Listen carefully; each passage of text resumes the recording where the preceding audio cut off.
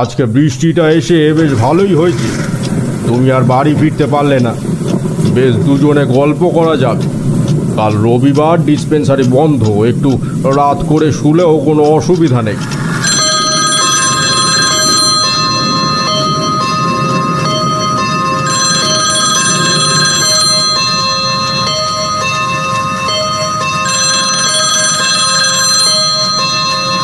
ডাক্তারবাবু, টেলিফোনটা বাজছে। এখন এত রাতে কে ফোন করছে? মনে হয় ভুবনেশ্বর বাবু। ফোনটা তো বেজে বেজে থেমে গেল, ধরলেন না? না। কে এই ভুবনেশ্বর বাবু? এই রকম ঝড় বৃষ্টি রাতে আমার একবার এক বিচিত্র অভিজ্ঞতা হয়েছিল। যদি বলো তো সেটা শোনাতে পারি। তার আগে বলো, তোমার ভূতে বিশ্বাস আছে? একেবারে অবিশ্বাস নেই, এটুকু বলতে পারি। তাহলে তোমায় স্বচ্ছন্দে বলতে পারি, কারণ তুমি ভূতে অবিশ্বাসী হলে আমার গল্পটা নিছক কল্পনা বলে উড়িয়ে দিতে, বা মনে মনে ভাবতে আমি ডাহা মিথ্যে কথা বলছি। তাই জেনে নিলাম আর কি।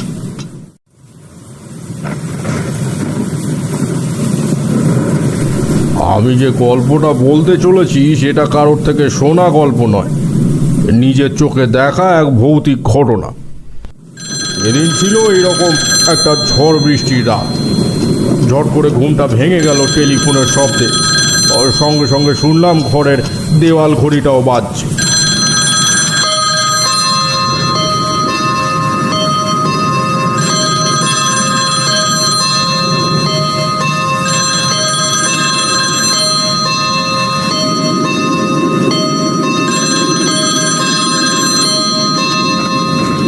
ঘুম জড়ানো চোখে একে একে দেওয়াল ঘড়ির ঘন্টাগুলো গুনলাম। দেখলাম রাত 12টা।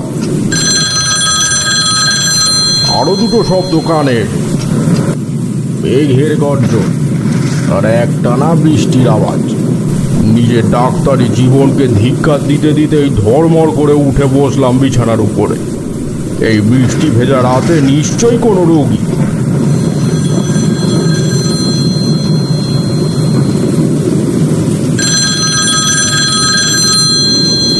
বিছানা ছেড়ে নেবে রিসিভার তুলে নিয়ে বললাম, হ্যাঁ ডাক্তার, ডাক্তার, শিগগিরই আসুন, শিগগিরই। কিন্তু কোথায়? আমার বাসায় 7 নম্বর সাতকড়ি সেন স্ট্রিট।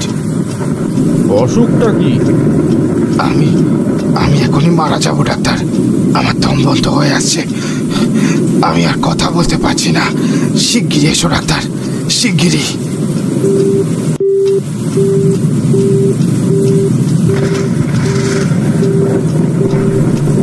ফোনটা কেটে গেল, আর কোনো সাড়া শব্দ নেই। রিসিভারটা রেখে দিয়ে কি করব ভাবতে লাগলাম। জানলার উপর শোনা গেল দমকা হাওয়ার কড়াঘাত।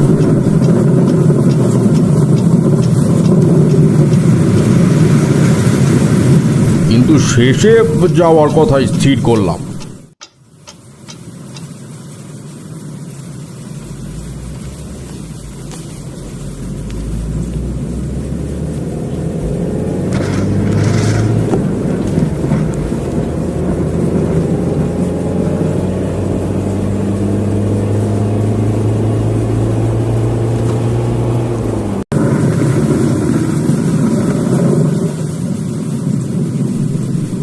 গাড়ির ভিতর থেকেই টর্চের আলো ফেলে আবিষ্কার করলাম 7 নম্বর সাতকড়ি সেন স্ট্রিট।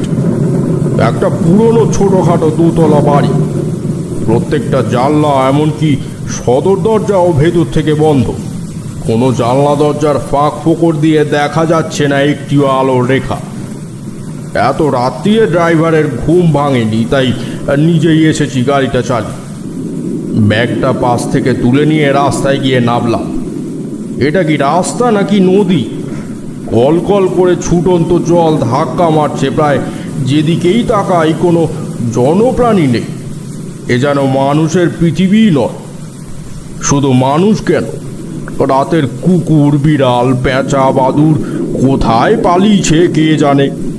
কেবল গ্যাস পোস্টগুলো তাদের পায়ের তলায় প্রতিবিম্ব রেখে দাঁড়িয়ে আছে স্তম্ভিতের মতো। কি কনকনে বৃষ্টি ভেজা বাতাস, একটানা বৃষ্টি শব্দ যেন রাতের পেতনিদের পায়ের মলের ঝংকার দিচ্ছে।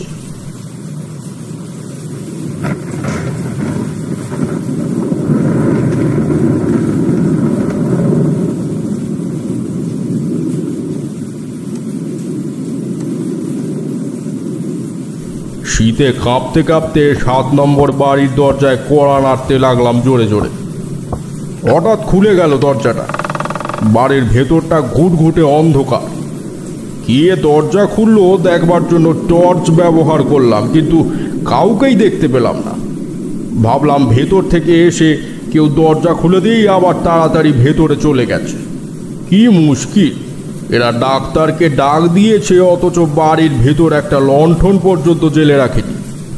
অন্ধকারেই বাড়ির ভেতর 2-4 পা এগিয়েই গলা তুলে বললাম, মানুষের চোখ অন্ধকারে চলে না, একটা আলো দেখাবার ব্যবস্থা করুন।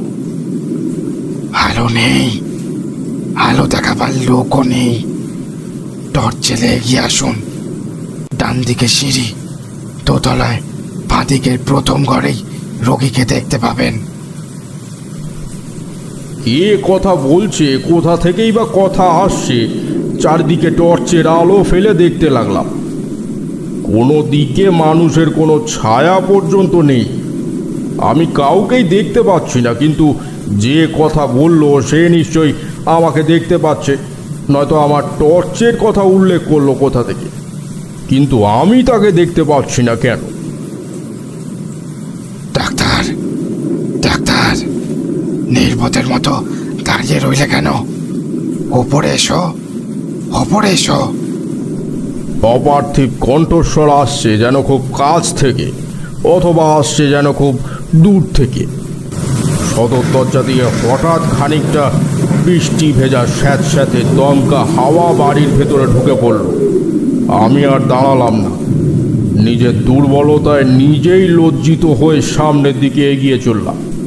ডান দিকে সিঁড়ি বেয়ে ওপরে উঠতে থাকলাম। আর উঠতে উঠতে সবিস্ময়ে লক্ষ্য করলাম সিঁড়ির প্রত্যেকটা ধাপের ওপর জমে রয়েছে প্রায় 1/2 ইঞ্চি পুরো ধুলো, এবং তার উপর একটি পায়ের ছাপ নেই। মানে বহুকাল এই সিঁড়ি দিয়ে কেউ যে ওঠানামা করেনি সেটা স্পষ্ট। আর একটা জিনিস লক্ষ্য করলাম, যেন আমার পেছনে কোনো অদৃশ্য বিভীষিকা উপস্থিত। আমার প্রত্যেকটা পদক্ষেপই যেন লক্ষ্য করছে তার জাগ্রত দৃষ্টি। থেকে থেকে আমার গা এমন শিউরে উঠতে লাগলো যে আবার থমকে দাঁড়িয়ে ভাবতে লাগলাম যে এরপর এই অস্বাভাবিক বাড়ি ত্যাগ করে বাইরে বেরিয়ে যাওয়াটা উচিত কিনা।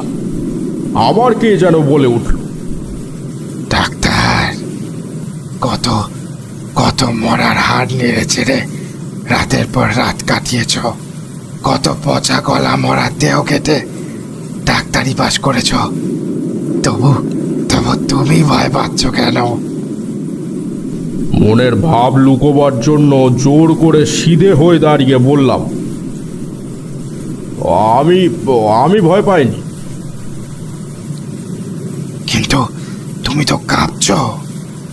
ও ঠান্ডা হাওয়ায় আমার শীত করছে। কানে এলো এক শুকনো চাপা বিশ্রী হাসির আওয়াজ।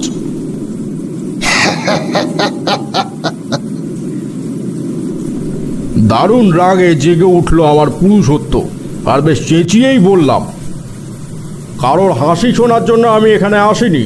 হ্যাঁ, আমি এখানে এসেছি রোগী দেখতে।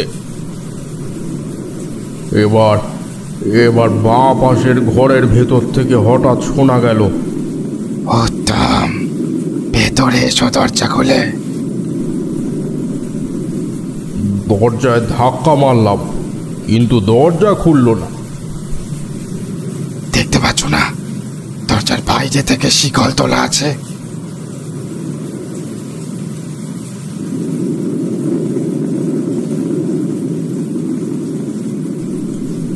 তাই বটে। শেকল নামিয়ে ঠেলা মেরে দরজা খুলতেই ভেতর থেকে বেরিয়ে এলো হিমালয়ের তুষার মাখানো বাতাসের একটা ঝটকা। ঠক ঠক করে কাঁপতে কাঁপতে আবার পিছিয়ে এলাম। সেই ভয়াবহ কণ্ঠ ততোধিক ভয়াবহ আর যন্ত্রণা বিকৃত স্বরে বলল, এসো এসো, আর দেরি করো না। আমার আমার দম বন্ধ হয়ে আসছে, আমি আর কথা কইতে পারছি না। ডাক্তার, নিজেকে কোনো রকমের সামলে নিয়ে এবার ভেতরে গিয়ে দাঁড়ালাম। ঘুট ঘুট করছে অন্ধকার, নাকে লাগলো পচা সবের দুর্গন্ধ। টর্চ জ্বালাবার উপক্রম করতেই সে বলে উঠল, আলো ছিল না ডাক্তার, আলো ছিল না। কিন্তু কেন? আতঙ্কে আটকে উঠবে, মূর্ছিত হয়ে পড়ে যাবে যে। আমি ভাবলাম সেখানে কোনো পাগল টাগল লুকিয়ে লুকিয়ে আমার সঙ্গে মজা করছে, বা কেউ আমার সঙ্গে প্র্যাকটিক্যাল জোক করতে চায়।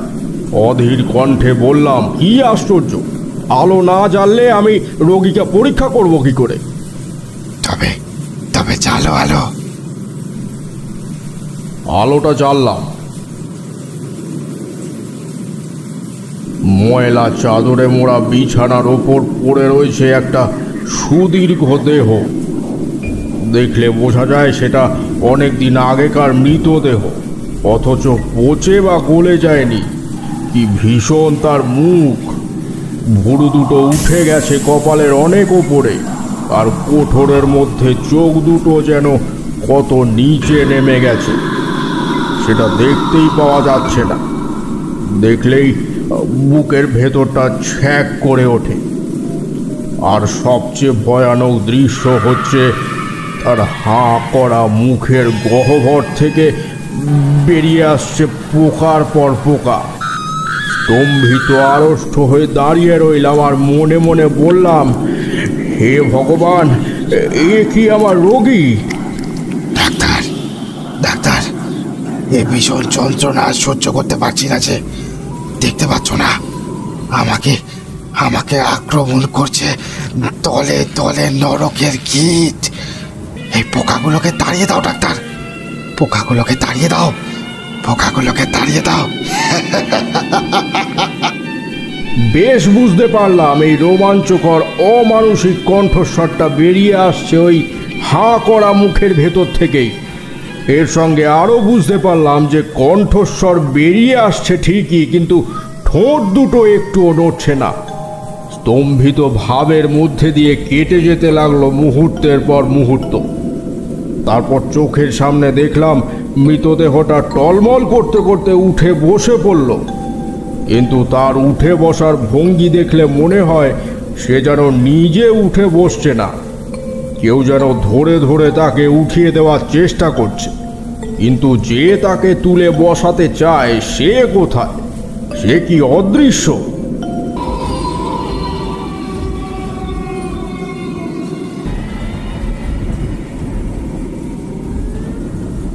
তার দৃষ্টিহীন চোখ কোঠরের ভেতর থেকে চকচক করতে লাগলো, যেন দুটো রাঙা আগুনের ফুলকি।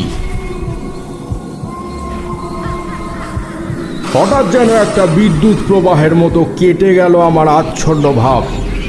এক লাফে ঘরের ভেতর থেকে বেরিয়ে এসে পড়ি কি মরি করে নেমে এলাম সিঁড়ি দিয়ে।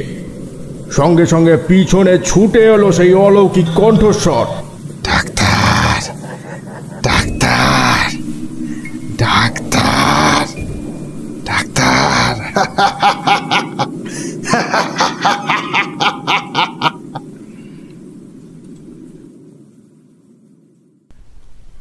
দিন তিনেক পরে মনে সাহস সঞ্চার করে এক সকালে হাজির হলাম 7 নম্বর সাতকড়ি সেন স্ট্রিটে। দেখলাম বাড়ির সদর দরজায় তালা দেওয়া, তার বাড়ির দেওয়ালে ঝুলছে ভাড়াপত্র। এই বাড়ি ভাড়া দেওয়া হবে। অবাক হয়ে ভাবছি, এমন সময় পেছন থেকে শুনলাম, আরে ডাক্তারবাবু, আপনি এখানে?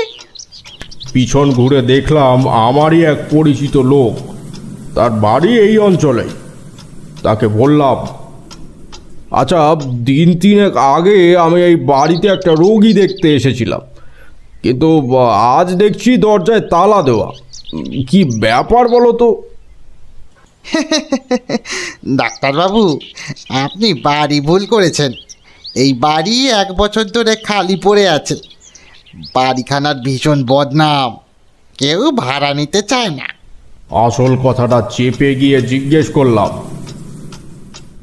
তা এ বাড়ির শেষ ভাড়াটেটি কে ছিল? ভুবনেশ্বর বাবু। তিনি এখন কোথায়? পরলোকে। এই বাড়িতেই কি তিনি মারা যান?